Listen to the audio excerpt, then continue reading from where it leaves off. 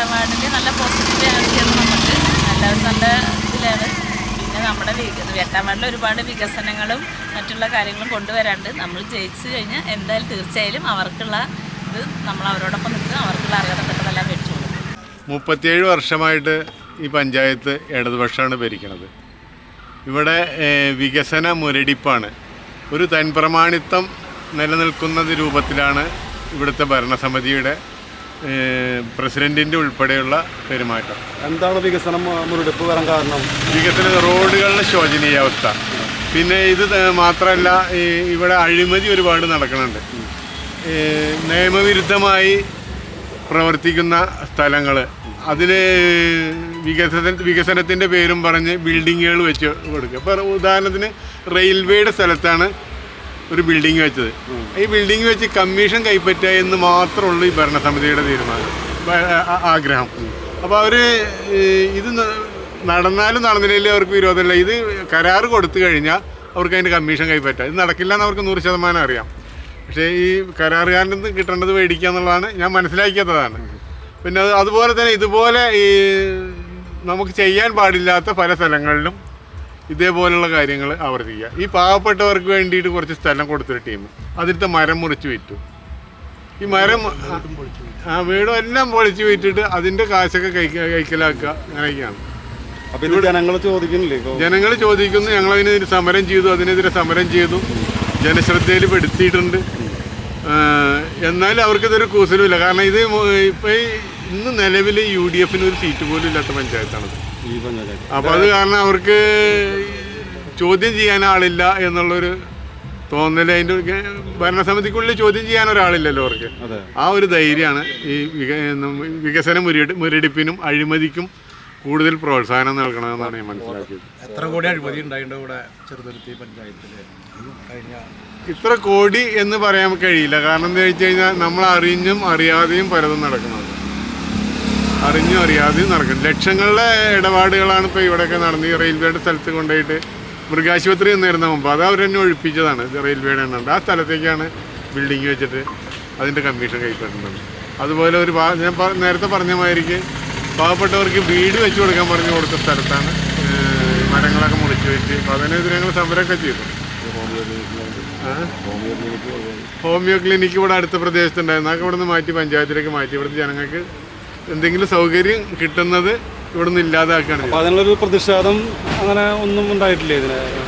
അതിനിപ്പോൾ പ്രതിഷേധങ്ങളെല്ലാം ഓരോന്ന് ചെയ്യുമ്പോഴും ഉണ്ട്. പക്ഷെ അതൊന്നും അവർക്കതൊരു പ്രശ്നമല്ല. പഞ്ചായത്തിൻ്റെ ഉള്ളിൽ ചോദ്യം ചെയ്യാൻ ആരുമില്ലല്ലോ, അതാണ്. ഇവിടെ ഉള്ള 16 അംഗമായിരുന്നു തൊട്ട് മുമ്പുള്ള. ഇപ്പം നിലവിൽ 16, ഇപ്പോൾ 18 ആയിട്ടുള്ളൂ. ഈ 16 ആളിൽ ഒരു BJP സ്ഥാനാർത്ഥി മാത്രമാണ് വിജയിച്ചത്. ബാക്കിയുള്ളതൊക്കെ ഇടതുപക്ഷത്തിൻ്റെ ആളുകളാണ്. സ്ഥാനാർത്ഥിയായിട്ട് ഈ വാർഡിൽ എന്തൊക്കെ കാര്യങ്ങളൊക്കെയാണ് കൂടുതൽ ഇപ്പോൾ മനസ്സിലായിട്ടുണ്ടാവില്ല? എന്തൊക്കെയാണ് വർക്ക് ചെയ്യേണ്ടത്, ഇവിടെ എന്താ ഉണ്ടായി എന്നുള്ള കാര്യമൊക്കെ അറിയാലോ. അപ്പം അതിനെക്കുറിച്ചൊരു പൊതുവായിട്ട് എന്താ പറയാം? നമ്മൾ ഓരോ വാർഡിൽ പോകുമ്പോൾ, ഓരോ സ്ഥലങ്ങളിലേക്ക് പോകുമ്പോൾ ഓരോ റോഡുകളുടെ അവസ്ഥ കണ്ടാലും ഭയങ്കര മോശമായിട്ടാണ്. അപ്പോൾ വോട്ടർമാരെന്നെ നമ്മളെ അടുത്ത് പറയുന്നുണ്ട്, ഈ പ്രാവശ്യം വോട്ട് ചെയ്യാൻ പോകണില്ല എന്ന് വരെ പറയുന്ന സ്ഥിതിയിലുള്ള റോഡുകളാണ് ചില സ്ഥലങ്ങളിലൊക്കെ ഉള്ളത്.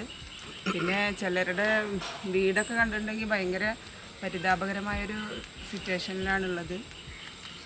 ലൈഫിലെ വീടുകളൊന്നും ഇവിടെ പണിത് കൊടുത്തിട്ടില്ലെന്നാണ് പറഞ്ഞത് ഈ വാർഡിൽ. അങ്ങനെ ലൈഫിൽ കുറച്ച് പേർക്ക് അത് സെലക്റ്റീവായിട്ടുള്ള കുറച്ച് വീടുകൾക്കാണ് കൊടുത്തിട്ടുള്ളത്. അർഹരായവർക്ക് കൂടുതൽ പേർക്കും കിട്ടാൻ ഇനിയും ബാക്കിയാണ്.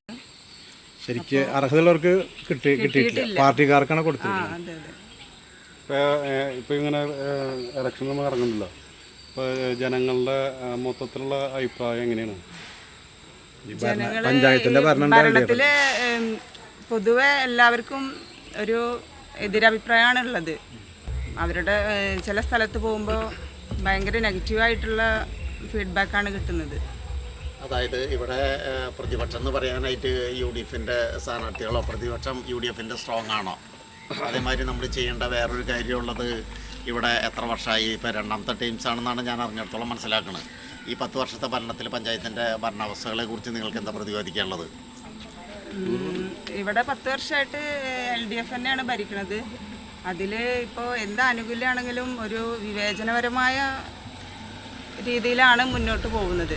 അപ്പോൾ അതിനൊരു മാറ്റം വരാൻ വേണ്ടിയിട്ട് നമ്മൾ വിജയം പരമാവധി ട്രൈ ചെയ്യുന്നുണ്ട്. അപ്പോൾ താങ്കൾ പറയണത് താങ്കളെ ഇവിടുത്തെ ജനങ്ങൾ ജയിപ്പിച്ച് വിടുകയാണെങ്കിൽ ഇവിടുത്തെ ജനങ്ങൾക്ക് വേണ്ടി താങ്കൾ ആത്മാർത്ഥമായിട്ട് സത്യത്തിനും ധർമ്മത്തിനും നീതിക്കും വേണ്ടി പോരാടും എന്നാണ് താങ്കളുടെ അഭിപ്രായം അല്ലേ? തീർച്ചയായിട്ടും. ഈ വാർഡിലെ ട്രെൻഡ് ആർക്കൊപ്പമാണ്? ഇനി ആര് ജയിക്കും ഈ വാർഡിൽ? ഈ വാർഡിൻ്റെ അവസ്ഥ ഇപ്പോൾ എങ്ങനെയാണ്? ഈ വാർഡ് 10-37 വർഷക്കാലം LDF ജയിച്ചുകൊണ്ടിരിക്കുന്ന വാർഡാണ്. ഇപ്പോൾ ആളുകൾ ഒരു മാറ്റം ആഗ്രഹിക്കുന്നുണ്ട്. അതിന് മാറ്റത്തിന് വേണ്ടി ആളുകൾ വോട്ട് ചെയ്യുമെന്നാണ് ഞങ്ങൾ പ്രതീക്ഷിക്കുന്നത്. ഈ വാർഡിൽ വികസനമാണോ അല്ലെങ്കിൽ അഴിമതിയാണോ നടന്നുകൊണ്ടിരിക്കുന്നത്? ഈ വാർഡിൽ വികസനം എന്തെന്ന് അറിഞ്ഞിട്ടില്ല. ഇപ്പോൾ അവരൊരു വികസന രേഖ ഇറക്കിയിട്ടുണ്ട്. അതിൽ ഈ 9-ാം വാർഡ് പഴയ 9-ാം വാർഡ് ഇപ്പോൾ 10-ാം വാർഡാണ്. ഈ 10-ാം വാർഡിലെ ഒരു വികസനവും അതിൽ രേഖപ്പെടുത്തിയിട്ടില്ല. അത് ഇവിടുത്തെ നാട്ടുകാർക്ക് അറിയുന്ന കാര്യമാണ്. നിങ്ങൾ ജയിച്ചു വന്നു കഴിഞ്ഞാൽ ഈ വാർഡിന് വേണ്ടി എന്ത് ചെയ്യും? ഈ വാർഡിൽ ഞാൻ സ്വതവേ ഒരു ഫുൾ ടൈം രാഷ്ട്രീയ പ്രവർത്തനം പൊതുപ്രവർത്തനം കൊണ്ടു നടക്കുന്ന ആളാണ് ഞാൻ. അപ്പോൾ ഈ എന്നാൽ കഴിയുന്ന സഹായങ്ങൾ ഇതുവരെ ഞാൻ ചെയ്തിട്ടുണ്ട് എല്ലാവർക്കും.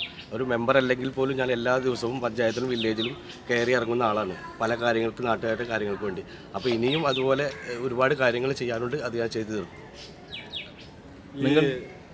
നിങ്ങൾ ജയിക്കുമെന്ന് പറയുന്നതിൻ്റെ കാരണം എന്താണ്? ഈ വാർഡിൽ വികസനം എത്താത്തത്? നിങ്ങൾക്ക് ഇവിടെ തന്നെ വീടുകളെല്ലാം നോക്കിയാൽ അറിയാം. ലൈഫ് പദ്ധതിയിൽ ഇവിടെ ആകെ ഒരു വീടാണ് ഈ 37 വർഷത്തിന് ശേഷം ആകെ ഒരു വീടാണ് ലൈഫിൽ പാസ്സായിട്ടുള്ളൂ. അതിൻ്റെ ഒരു ഗഡുവാണ് ഒരാൾക്ക് കൊടുത്തിട്ടുള്ളൂ ഇതേവരെ.